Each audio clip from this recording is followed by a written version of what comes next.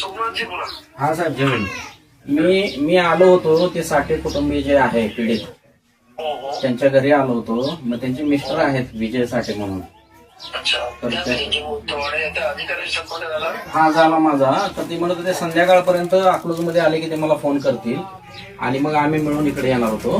मग तोपर्यंत म्हणलं आता आम्ही इकडे आलो होतो. मग म्हणलं तुम्हाला फोन जोडून देऊन त्यांना बोला. चालेल चालेल. देतो साहेब त्यांच्याकडे फोन. हा 302 लावले, अॅट्रॉसिटी लावले, विनाशस्त्र परवाना बाळगल्याचं त्याचे लावले. इन्कम बरं गव्हर्नमेंटची पण मंडळी येऊन भेटून दिली तुम्हाला. प्रांत मॅडम आले. हो आलते. प्रांत मॅडम आले. काही मदत केली आहे त्याला म्हणे. नाही काय नाही. पण ठीक आहे. मी आता बोललोय हम्म.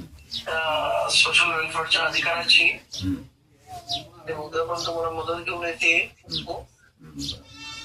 4-4.5 लाखाचे. पण ते प्रकरण तुम्ही लावून जरा ते आता कॉम्प्रोमाइज करू नका. नाही अहो आम्ही तुमच्या बरोबर आहोत. आणि तुम्ही आमच्या पाठीशी राहिला ना सर, आम्हाला काही आहे ना, आम्ही मागे सरणार नाही. आम्ही पैशाला बघून माणसं वाढणारे माणसं नाही.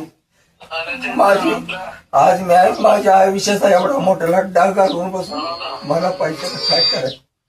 बरोबर आहे. तेच म्हटलं. माझी एक मुलगी आहे, एक मुलगा आहे माझा. किती मोठे आहेत मुलं मुली. मुलीचं लग्न झाले, मुलगा 20 वर्षाचा आहे माझा. अरे बापरे. हा एवढं म्हणजे वयस्कर होते ते आपण. हा 40-45 हा 40-35 आहे. बोला. हा बोला साहेबांचं. एकच मिनिट ते बोलते. हॅलो. हा साहेब. ते बोलतात माझे. बघा ते सोशल वेलफेअरच्या अधिकाऱ्याला पण येताना तुम्ही घेऊन या. हो साहेब. आणि त्याला न्याय मिळवून द्यायचा आपण प्रयत्न करू. हो साहेब. हो साहेब. आणि पोलीस स्टेशनला पण जाऊन या. हो पोलीसवाले काय म्हणतात बघा. बरं. त्यांना किती जे त्यांना याच्यात कोर्टात हजर केलं का ते नाही. हा केलं ना साहेब. PCR गेला 3 दिवस. 3 दिवसाची पोलीस कस्टडी मिळाली. 3 दिवसाची पीएससी दिली. 3 दिवसाची दिली. हो हो.